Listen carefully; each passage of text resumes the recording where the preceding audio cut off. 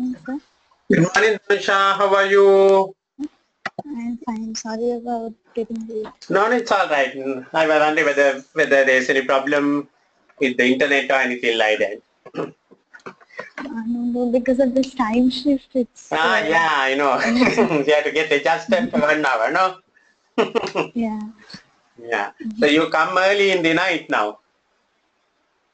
yeah, 1 hour. 1 hour early. Yes, yes. But you have to get adjusted to the new time again, no? Yeah, Yeah. Right. Okay. So we start? yeah. Right. So we were. How about the lessons? What we had done? Is it helpful for you? Yeah, sir. So Yeah. far, it's Right. fine. Okay. Right. Okay. Because we will look at some questions later on again after doing a little bit Okay, more. Right. So we were okay, looking at what we call the responsibility center. And that what we realized was as the organization becomes larger and larger, we need to decentralize. We need to give some decision making to the autonomous units, and with along with the delegation, the responsibility also must be assigned properly. Otherwise, what happens is the goal congruence or the people working towards the objectives of the organization may get diluted and they may go on different directions. How we do that is by establishing what we call responsibility centers. Responsibility centers essentially it gives that the head of that particular center the responsibility and to be accountable for his department's performance and whatever it means. So basically the responsibility centers where we stopped last time, we have a hierarchy. There are actually four: cost center, revenue center, profit center, and investment center. So we want to look at each of these things separately today. First of all, what is a cost center? The cost center is where basically the manager's responsibilities only to manage within the budget the cost. There is no a kind of a measurable output or something which we can measure it in terms of monetary terms, the output. So we measure in terms of the cost of that center. That particular manager or the head of the division should manage within the budget. If he has achieved the budget, most likely he is a successful manager. Now, can you think of a cost center in any particular organization, Danusha? Cost center. There is no income coming up, only the costs are there for you to manage. Can you think of in your organization any particular division where you think only the head of the division has to manage the budget? He has been given a budget, he must manage expenditure, he must keep everything within the budget.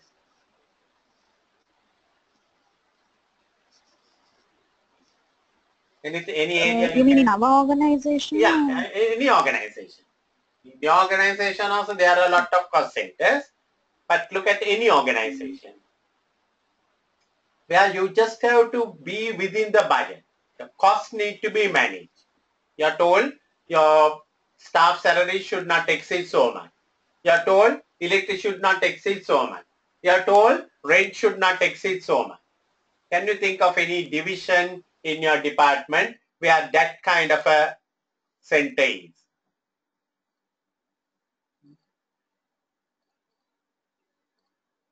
Look at your finance division. What is it?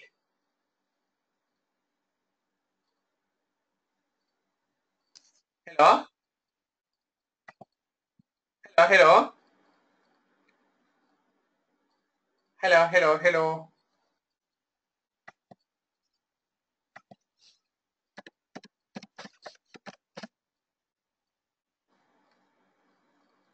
Hello?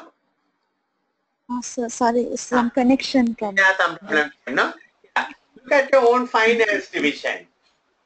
Right? Yeah. What is a finance division? Finance division, do they have any revenue coming to them? Do they sell anything? No, isn't it? No. They don't sell anything. They provide a service. Service of preparation of financial statements, management information. So they do only have cost. Isn't it? At your HR division, if there's HR division, what do they have? They have only cost. They have to manage that budget and see whatever that they have to deliver because they don't have a revenue. They don't have any income coming up. They only have to provide a service. So generally the service centers are what we call cost centers. They don't have any kind of a income flowing into them. So that kind of a division is called a cost center. So it can be a production or it can be a service location, it can be a function, it can be activity, it can be equipment. That also, which we can always say, cost is the thing. If you take a particular machine, for example, a computer, IT center may not have any income, right? If it is internet, IT, so the IT is a cost center for many organizations. Unless they are charging for their work what they do, which is our next lesson, it's about transfer pricing. Otherwise, it becomes a cost center. So cost centers can be very large ones, can be very small ones. If you look at many of the government departments, a big government department, they are essentially cost centers. They don't earn any money. But look at something like a pension department, for example. They don't earn any money. They are there to service the pensioners. And they are a cost department, a cost center, big cost center. There can be in a small organization, small finance division, a cost center. Now the next one which I'm going to talk about is what we call, before the profit center, I want something called a revenue center. What's a revenue center? Revenue center is, they are not worried about the cost. They are basically, their target is always to get revenue. Now, I'm sure in your own organization, there are many revenue centers. Their target is to go and get so much of revenue. Now, for example, in your case, it may be the number of policies they sell, isn't it? Yeah. Number of policies. They might say you have to sell 100 million policies for a month or 200 million policies or whatever it may be. The amount, the value, right? So you have to go and sell $100 million worth of policies or 50 million worth of policies. So they are not worried about the cost part of it. They are worried about the revenue part of it. So that's another kind of a responsibility center. The head of the center is told, your target is to ensure that we get so many value of policies being sold. Or sometimes they might say, just give me a second, Anisha. Yeah.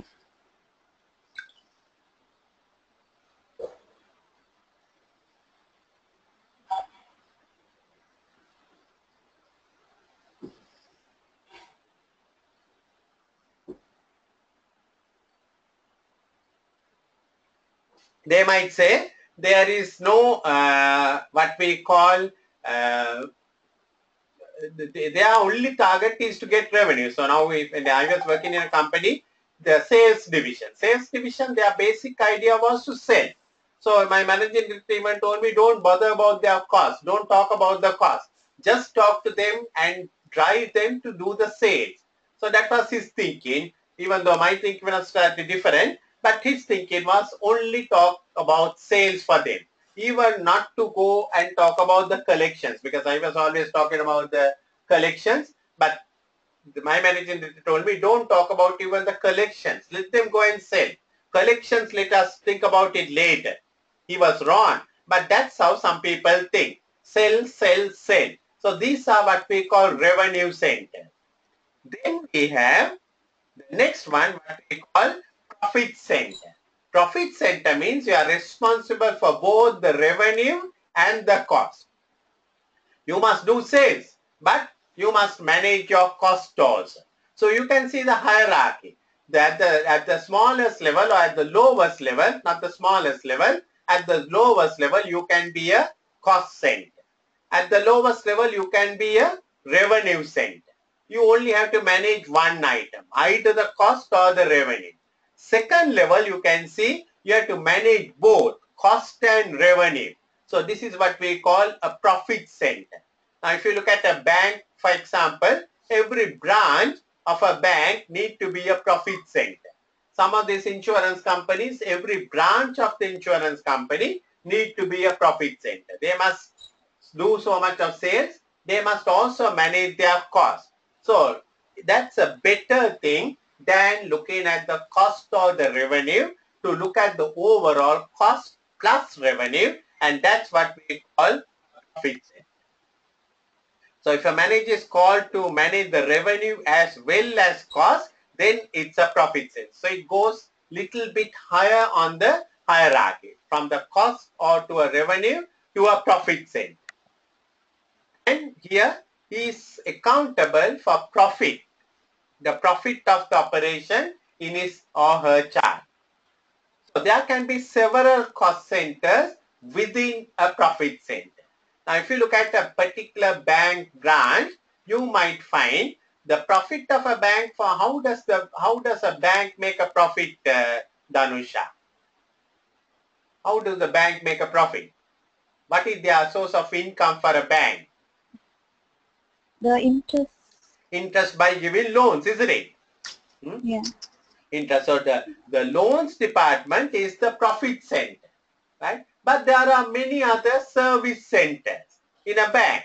The customer current account section, the savings account section, they are basically cost centers. So there can be one profit center, one revenue center, many cost centers, all together will be the profit center. So it's a mixture of many revenue centers and many cost centers. It can be one revenue center, many cost centers. Now if you look at your own company, you will have the revenue center will be basically the policy selling division. But to run that one, you need to have many cost centers like the claims division, finance division, HR division, and many other centers are there. All together, all that is what we call a profit center. So one revenue center, many cost centers, many revenue centers, many cost centers, many revenue centers, one cost center can be what we call a profit center. So cost center managers will be responsible for the cost of the particular area of operations. Profit center manager will be responsible for the profit of the entire operation. So he has to manage, so the manager of a branch must manage the loan section, must manage the other sections, and finally show a profit to the people concerned. Now we come from there, so we discussed the cost center, the revenue center, then we went little bit up, combining the cost and the revenue, the profit. Now we come to a fourth one, what we call the investment center. Here it's not only the cost and the revenue, it is also the investment. Right? In other words, it is not only the profit, it is also the investment. Let's apply this one. Let's assume there are two divisions in your company, two profit centers. One profit center is making a profit of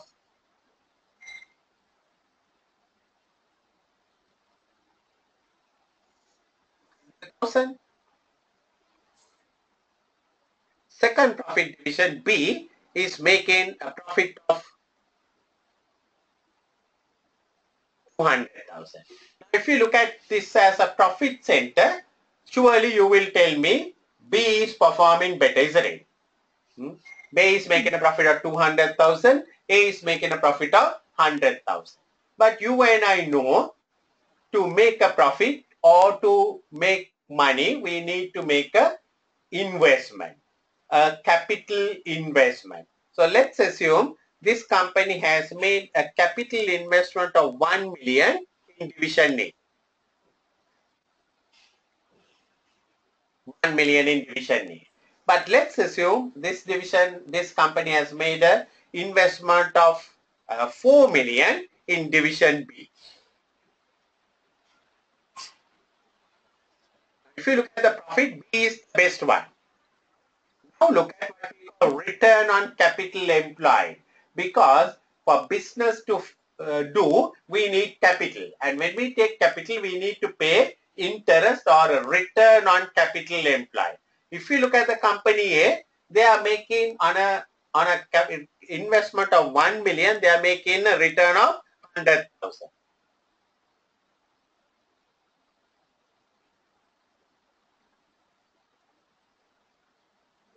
So 100,000 over 1 million as a percentage, it is 10%. Look at the other one. Even though they are making a 200,000 profit, what is their capital investment? 4 million. 200,000 over 4 million is 5%. Isn't it? Now you can see who is better as an investment center, who is better, A or B? As investment center, who is better, A or B? A, no? Right? What do you mean by 10%? What it means by this is what we call return on capital employed or return on investment. What it says is for every dollar invested or every $100 invested or every 100 rupees invested, division A is making a return of 10. Division B, for every $100 invested or 100 rupees invested, they are making a return of only 5. So you can see, even though as a profit center B was good, as an investment center A is good. So there, when we come to the investment, we are given the responsibility for cost, we are given the responsibility for revenue, we are given the responsibility for profit, and also we are given the responsibility for investment. So that's what we call the investment center. We have to look at from all sides. So this is the final hierarchy we have, the investment center. So almost all these companies where they have a subsidiary, if the subsidiary board of directors are responsible for the investments also, they are measured on what we call as an investment center. So they are responsible for the investment decisions also. So therefore, they have to be not only for profit, but also for their investment, and then finally they have to account for something called return on investment. So here we can have many profit centers. Earlier we were talking about the profit center, we can have many cost centers and many revenue centers.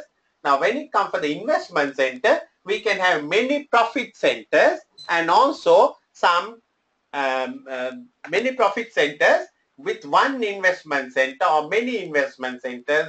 Finally, that is what we call an investment center. So let's talk about what is this responsibility accounting. So responsibility accounting means you are responsible for that particular divisions. If it's a cost center, the cost.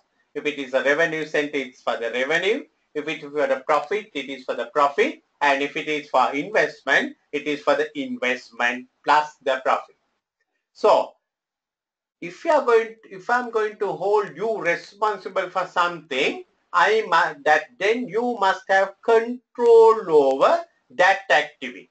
Now, for example, I'm telling you, Danusha, you are responsible to manage the cost of your staff. The staff cost you have to manage. But I put up a restriction and say, you have to employ so and so, so and so, so and so, so and so. And then I say you have to pay them, you have to pay so much to this fellow, you have to pay so much for that fellow, you have to pay so much for that fellow. I put all the conditions on you. Then can I ask you to be responsible for the cost of that staff? I tell you, you must employ so and so and pay 100,000. You must employ so and so and pay 50,000. And then I say, no, you must manage the budget within 300,000. Now, can you do that one? Can't, no? Can't. Because if you are made responsible, then you must have the control or the power to control that particular area. Now, for example, I remember when I was working in the water sector, the World Bank, the Asian Development Bank, they used to come and tell me, you know, Kumar, you must make a profit at the water board and show, otherwise we can't give you the money.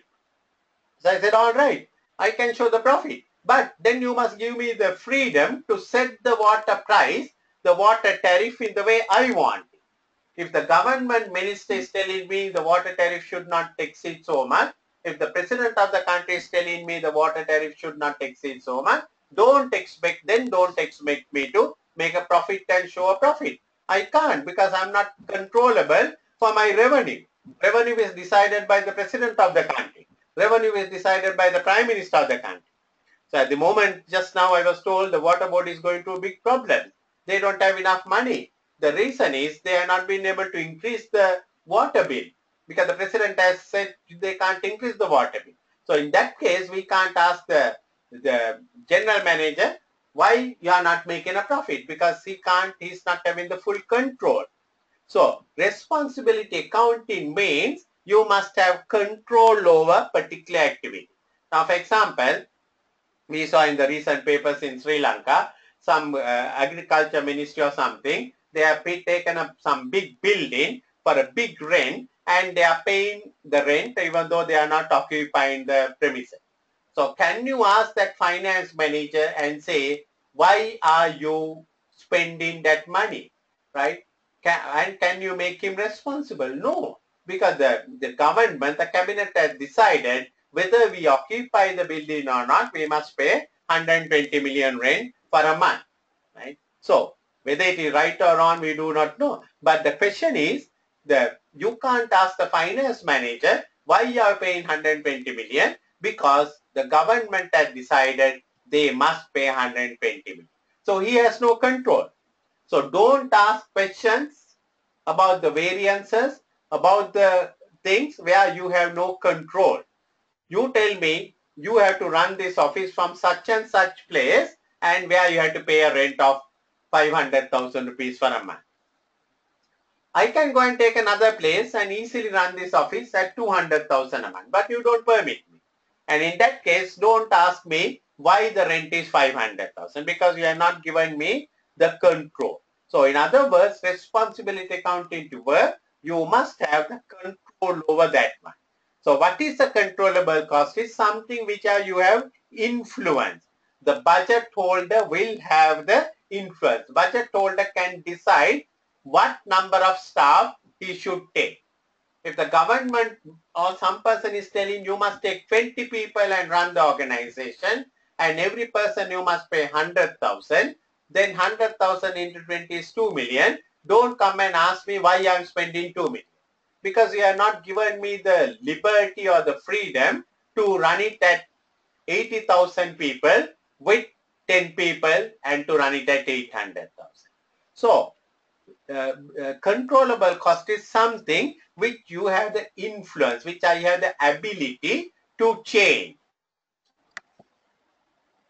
Controllable costs are generally assumed to be variable costs. Now this is very important, right? Something that varies with the level of activity. So generally it is believed the fixed costs are not controllable in the short term.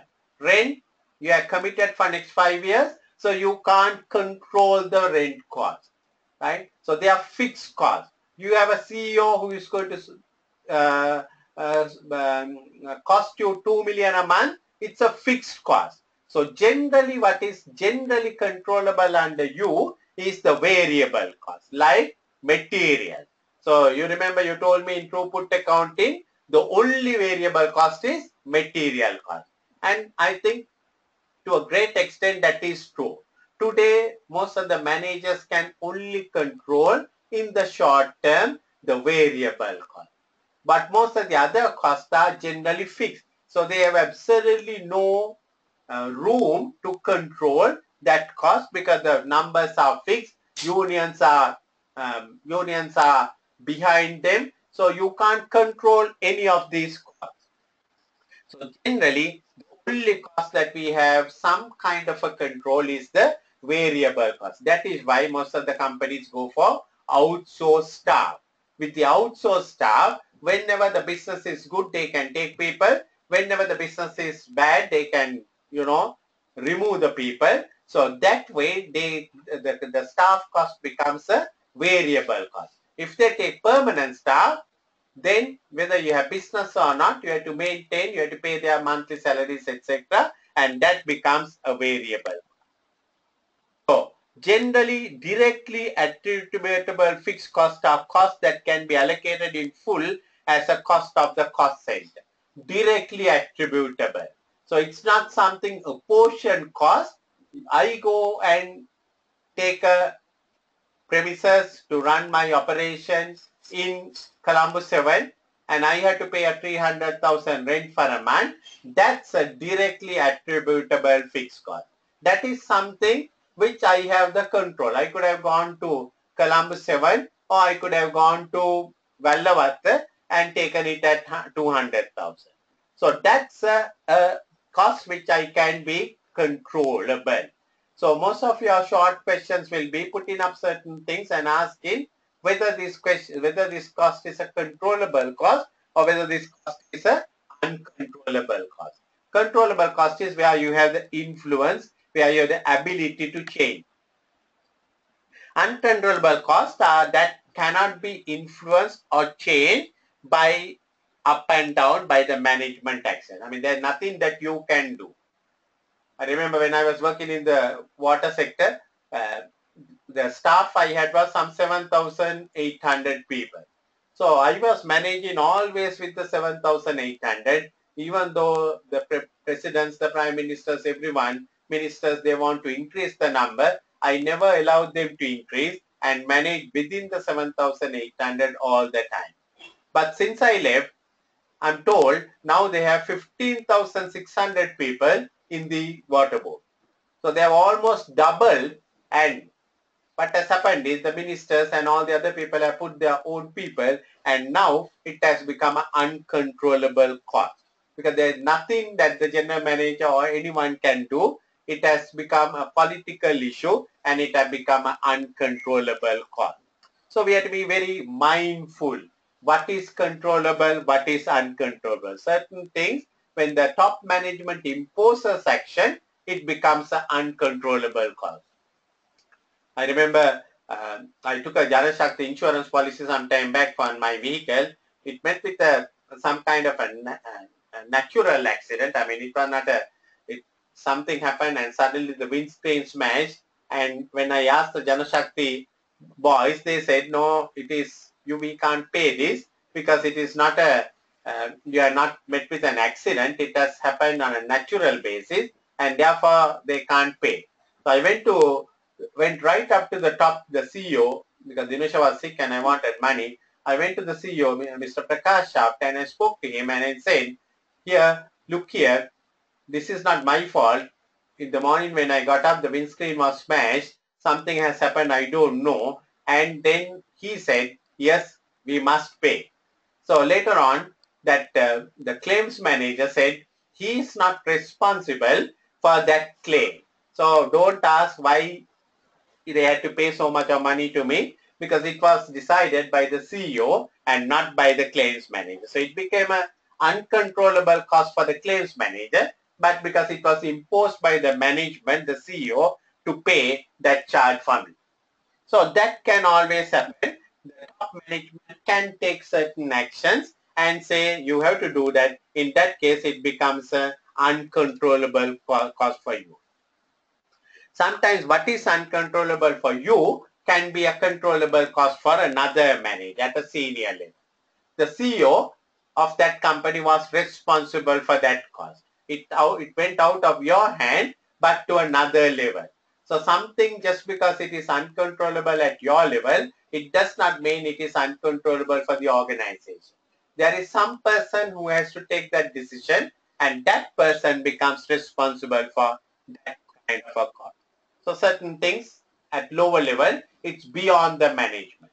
But it is taken at cabinet level, it is taken at the ministerial level, it is taken at the board level. So that kind of thing can happen and we have to be mindful. In the long term, so we were talking generally about the short term. In the long term, all costs are controllable at senior management level. So whatever we think is uncontrollable in the short term surely becomes controllable in the long term, at least for the senior managerial level. Now that 120 million with the agriculture minister has to pay will become a controllable cost in the long term. Maybe after 5 years, when they decide to renew the terms, the minister probably can have the power or the authority to decide how much the rent should be.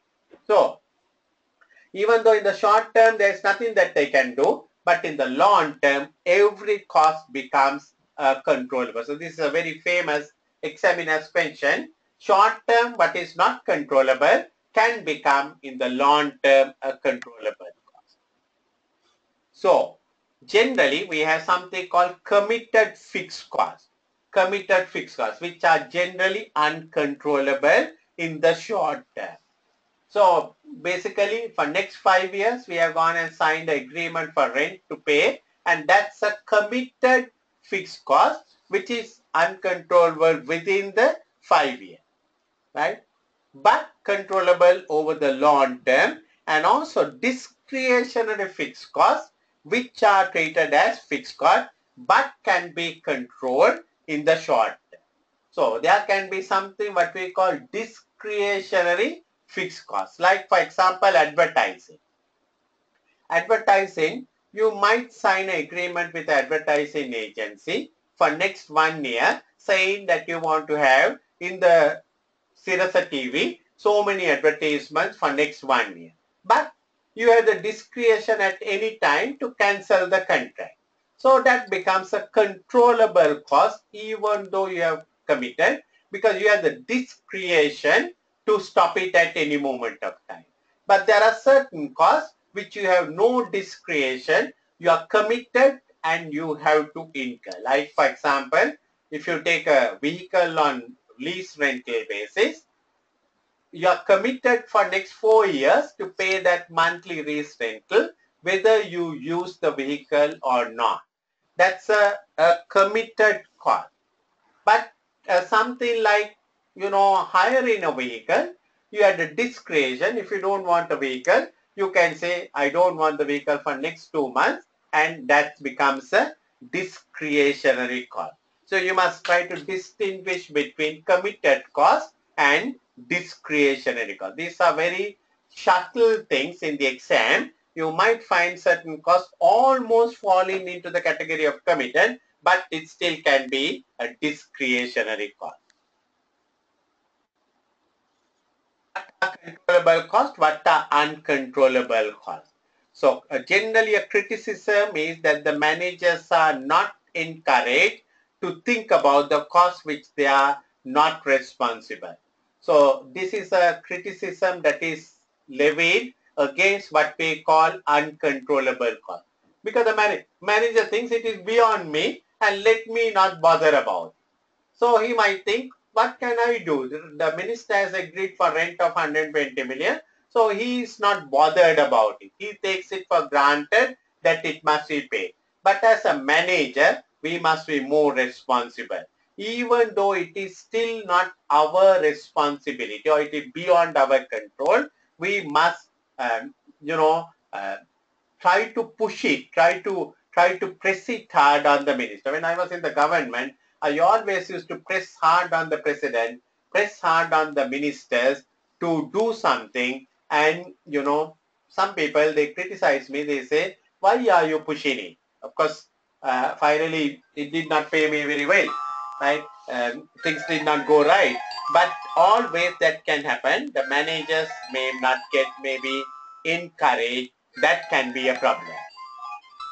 So this could be head office costs such as marketing overhead. So head office spending the money. What can I do? That can be a kind of a thinking that can come up. Head office is spending. So there is very little I can do. So let's forget about it. But if you are a good manager, you must challenge the head office and ask, why are you spending so much of money? What is the big idea of spending so much on marketing? So that can be a thing always uncontrollable cost. Within a system of responsibility, there should be cost center managers accountable for these costs too. Whatever the cost that they incur, even though it may be beyond Danusha, it may be some person who must be responsible for that cost. No one can say, none of us are responsible. No cost can be incurred without anybody's knowledge, right? So everyone must be responsible. So when these costs are high, further problem is that profit center profit need to be large enough to cover the general none. This is another big problem, right? You are running a profit center, but you are given so much of uncontrollable cost. Now, your profit center has to make a profit good enough to cover all these uncontrollable costs, which is sometimes not very easy. So, when you have more uncontrollable costs, your target for profit can become somewhat very frustrating because you have to make a big money to cover that uncontrollable cost also. So, generally because of that, it is believed the manager should be held responsible only for the overheads which is under their control. So that is why sometimes things like head office rent, head office interest, head office expenses are not considered part of expenses when you work out your own division profitability because they are not under your control. The finance division head is a portion in cost for you, which is not part of your cost. So you remove all that and try to work out your profit before head office charges, before notional charges, and you try to measure your performance on that basis. So therefore a share of cost should be charged to each profit center. So basically the argument is made that profit center managers should be made accountable for a share of overhead costs that are not under their control. So even though it is not under their control, still the argument is they must be charged that cost also, because ultimately the organization must cover every cost. Whether it is your cost or my cost, it does not matter. The organization must recover every cost. And therefore, this is the argument why they say even the uncontrollable cost should be charged to the cost centers or the profit centers. So what are the advantages of charging uncontrollable costs to the profit centers? What are the disadvantages of charging uncontrollable costs to the profit centers? Profit center managers are made aware of the significance of other overhead costs. Now, when I was working in the water department, water sector, each, all over Sri Lanka, we have these, the regional officers. They basically, they manufacture water and they distribute water. But to manufacture and distribute water, they need lot of plant, treatment plants, etc. And those treatment plants are bought by the money that is given by the World Bank, given by the Asian Development Bank, etc., etc. And when that kind of thing happens, what happens is there is lot of interest the head office has to pay. But they don't see it. They make a profit. They sell water, they cover their operational expenditure, and they make a profit, and then their people come and say, hey, we have made a profit, we want a bonus. We want a bonus.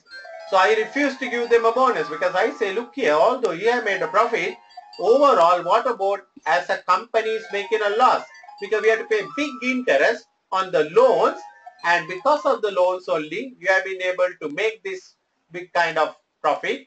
Because of your new treatment plans, only you can make money, and therefore you should be under a kind of a scenario like this. So people don't understand that one. Unless they are charged a proportion of the head office cost, like interest and all that, they will not see the real side of the true affair. And they will get very complacent thinking, we are making profits. Why don't you pay bonus? We are making profits. Why don't we increase our salaries? But they don't realize there are a lot of other costs hidden which is not shown to them, but it is part of your overhead cost. So this is one big advantage of showing the uncontrollable cost also in your own divisional P&L.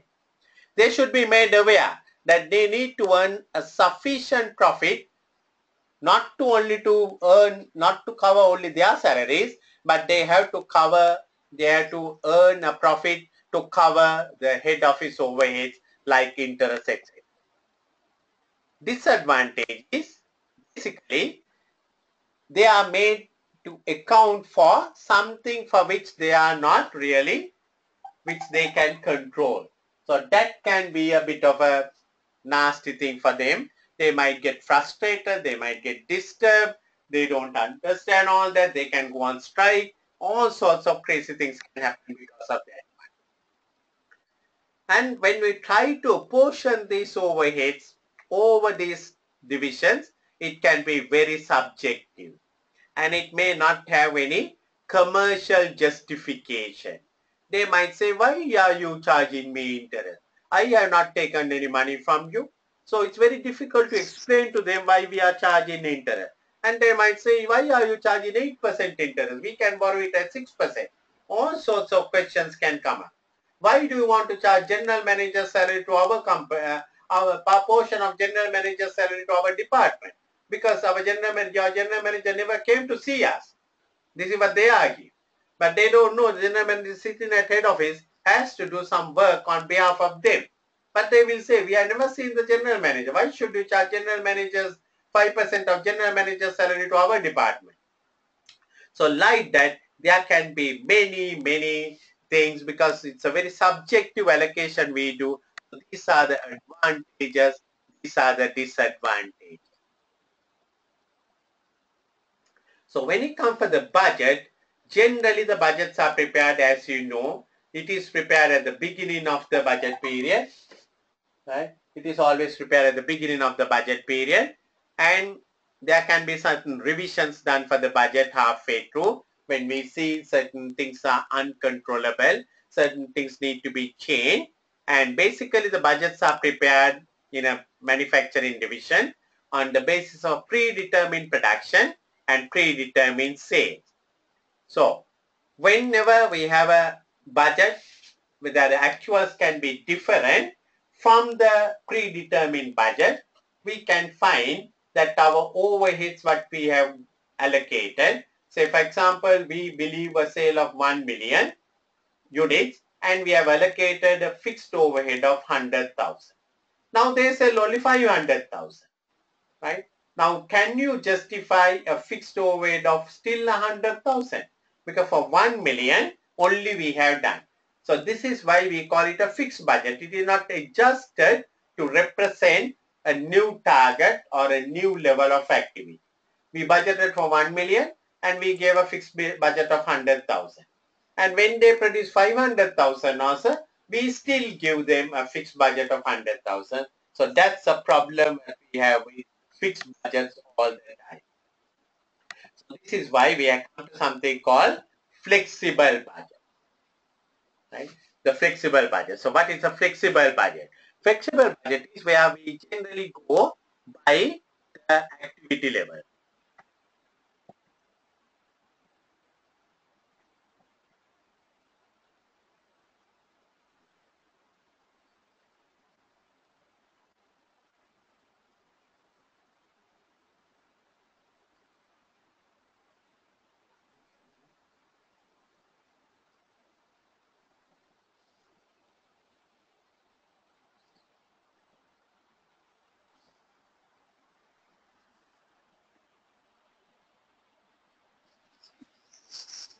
Basically, the tool to manage the responsibility centers is always the budget.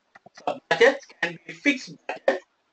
Fixed budget is a budget where we give it irrespective of the level of activity. We give them a kind of a budget for their expenditure and we tell them manage it. So whether they make 1 million products or 500,000 products, we say your budget for salaries is so much. That's what we call a fixed budget.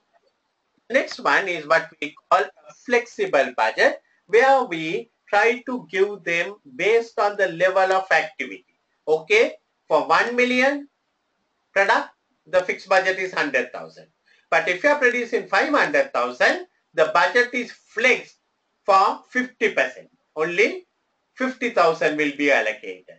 So that is what we call a flexible budget. It is simply going on the level of activity level. That's what we call a flexible budget.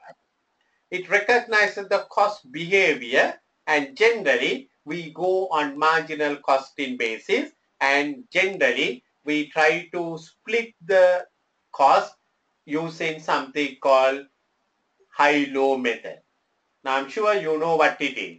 It is basically, in most of the cost, what we see is, in most of the cost structures we see there's a fixed element of a cost and a variable level cost also. That's what we call semi-variable or semi-fixed cost. Now, if you look at your telephone bill, you will see a particular amount you have to pay whether you use it or not. That's what we call a fixed rental. And then on the level of activity, you have to pay something. So data connections also sometimes like that. You have to pay a minimum amount, and also then after that, you have to pay. So what we have to do is we have to look at the cost behavior and see what is the fixed amount and what is the variable amount. So let me put some numbers on this one. Right? And let's see how we are going to do this. I'm sure you know this high-low method with a very, very simple method. Let's assume that the company is producing 100,000 units. And the total cost, I'm talking about a total cost. Total cost is, let's assume, 150,000. This is your total cost. And when the company goes to produce 200,000,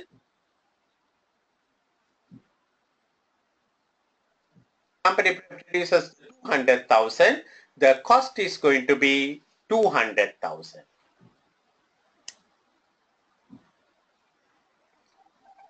Now, if everything was variable, you would have expected the cost from 100 to 200, the cost to get double, isn't it? Right? Cost to get double. But it won't get double because we see there's an element of cost which is fixed. So this is where we use the high-low method. So now for the lowest one is 100,000. Highest one is 200. That can be in between many things, but I took only two, the extreme end. So from low 100 to 200, it has gone up by 100,000. What is the cost increase? Cost increase is 50,000. So when the production went up by 100,000, cost has increased by 50,000. So from here we can find out the variable cost for this particular unit. The variable cost is 50 cents. Now when I know that one, I can find out my fixed cost because I know the total cost is 150,000 for 100,000 units. So 100,000 units, what is my variable cost? 50,000. 100,000, 50,000. What is my total cost? 150. So therefore I know my fixed cost is 100,000. So when I have this information, it's easy. Now, for example, I'm going to prepare a budget, right? I'm going to prepare a flexible budget for this particular item. When the output is 250,000, how much budget should I be given?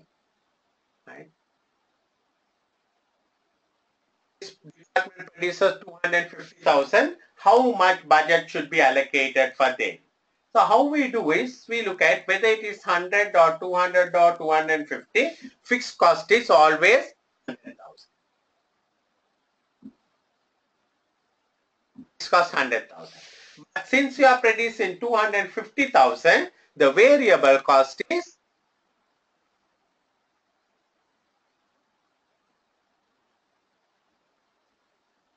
50 cents into 250,000, which is 125,000.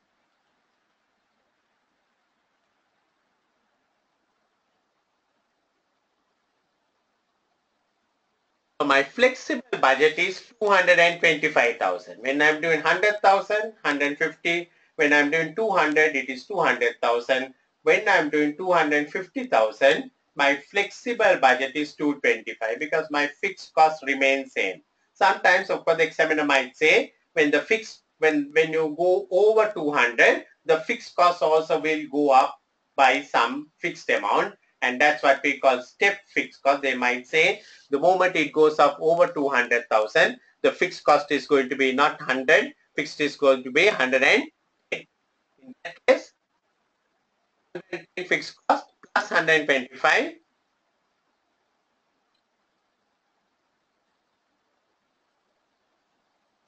Flexible budget will be 235,000.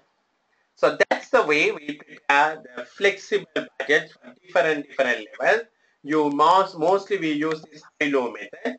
Later on, in the earlier syllabuses, you would have learned something called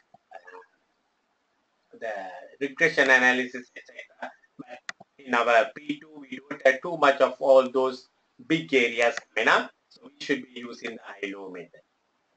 And other one, just before we finish up, it's the tool about what we call periodic budgeting versus rolling budget. Sometimes we call it continuous budget. Now, what is a continuous budget, Dhanusha? What do you know? On a regular basis, you keep updating the budget. Yeah.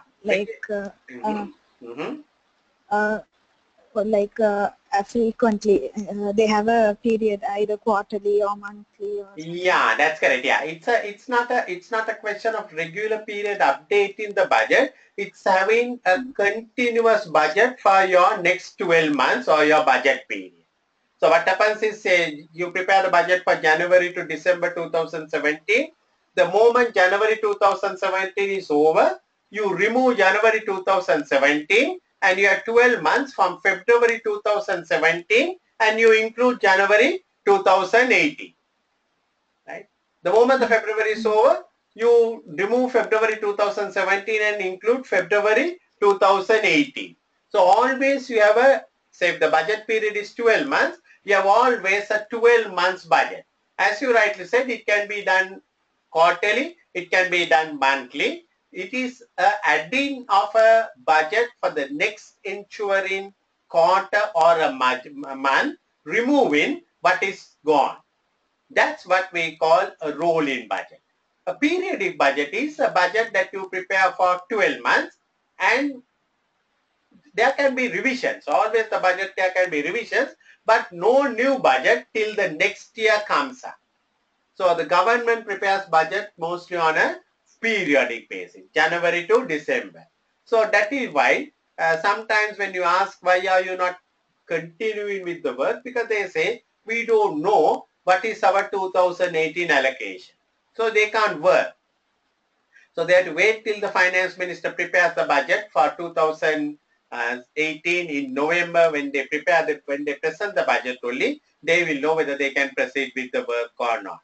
So here the periodic budget shows the cost and revenue for a period of one time and is updated on a periodic basis every 12 months. So it's updated on every 12 months or every 6 months or whatever the budget period. Rolling budget is a continuously updated budget. You add up a further accounting period, month or quarter when the earlier period has updated. So it's not a question of revision, it's a continuous new budget coming up all the time. So this is what we call continuous budget or a rolling budget. They are for a fixed period, but not necessarily January to February. It is January to February, then it is February to January, then it is March to February, April to March. It goes on a continuous basis, not necessary a full financial year, but you will have always 12 months ahead of you. So basically the idea of rolling budget is it takes away the uncertainty. You don't need to stop the project and wait thinking what's going to happen in November, because you have a budget always 12 months ahead. today, when I look at, I will have a budget till February 2018, right? And when the March is over, I will have the budget for March 2018. So I can continue to work. I don't need to stop work or think what is going to happen for my project. I know this is the big advantage of a continuous budget. Cash budgets are always, not generally, I think rightly, always the cash budget should be on a rolling basis. Because you can't wait with a cash budget till the end of November. Oh my God, we don't have cash for January. We can't do that one. So we have to have a continuous budget on a rolling basis, so we know next 12 months ahead, so we can plan. If we find that next May is going to be a difficult period, we can go to a banker and arrange funds now itself rather than delay. So this is what a budget is. So we have to continue with the budgets. We have the next couple of topics will be budgets, budget preparations, all that, which is our examiners' famous areas, zero budgets, all that kind of a thing. So we will look at some of these things. When is your free day, Dhanusha? So Friday? Friday, I have a prayer time. Thursday, how are you? Thursday I am not free. Thursday, I'm not free. Shall we make it then next week? Is it not too late for you? Yeah, it's fine. Or Saturday also I'm okay. Saturday, I may get late. I'm not very sure. If I come Saturday, but Saturday also you are working, no? No, sir. Saturday I am free the full day. Saturday you are free.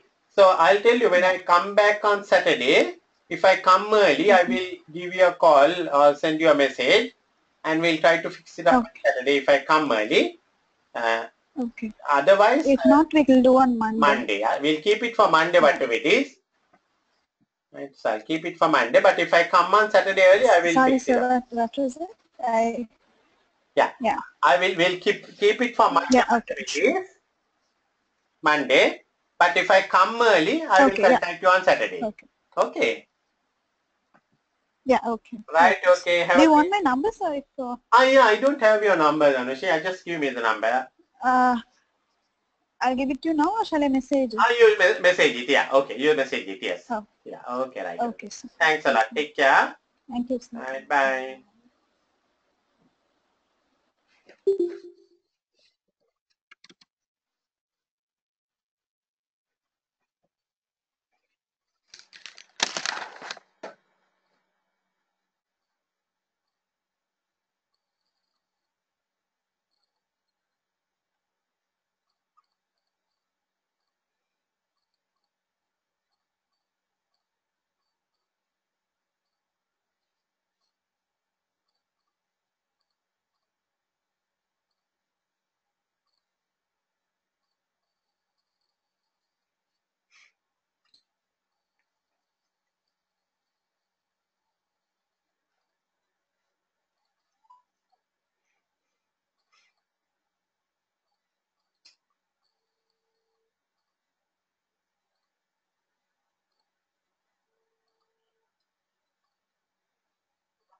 Yes, huh?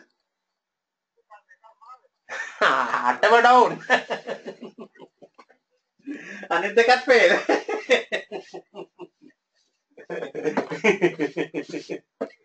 Class आता ना माझ्या होते रे. Oh, thank you very much. Ito na, Anit, Rajla ito. Anit, okay. Wala.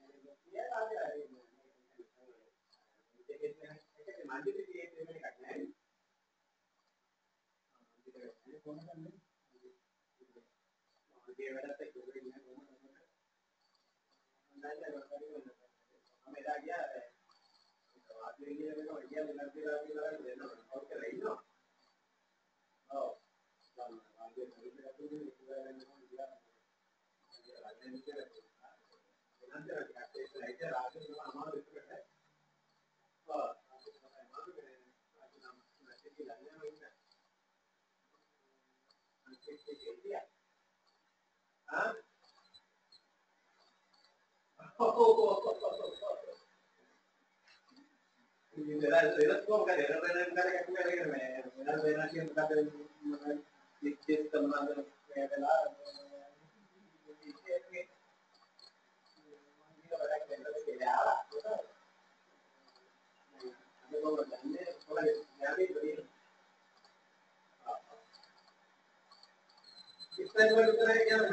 Huh? അതുപോലെ എവിടെ ഇതുപോലെ രണ്ടോണ്ട് ഓ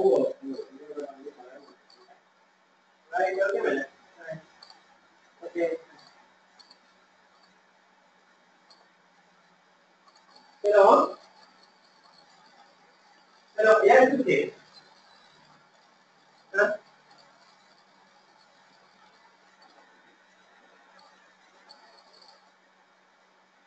ആ എത്ര ആ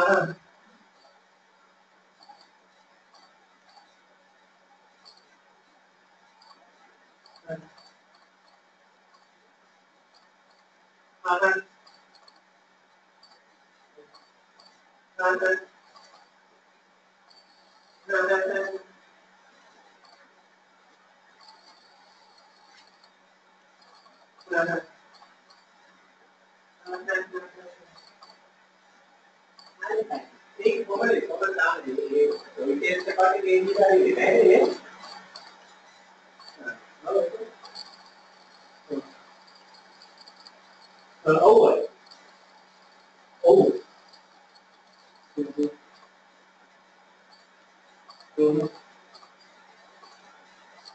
oh, oh, ඒක තමයි වෙලාවේ ඒක නිසා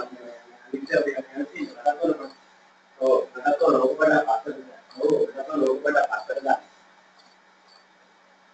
ඔව් ඒක තමයි ඔව් ඔව් නඩත්තු කියන්නේ ඒකේ කියලා පොඩ්ඩක් චෙක් කරලා බලන්න ඉතින් පොඩ්ඩක් පස්සට දාලා කියන ලෝක දැන් කරන්න කේසික මොනවාරි වෙනකන් කියලා ඒක මම මේක දාන්නේ ඒ තාක්ෂණ කමියුනිටි තුනීකරණය කරලා මට ඒක නෙමෙයි කරන්න ඕනේ හරි ඒ කවුන්සිලින් කියන්නේ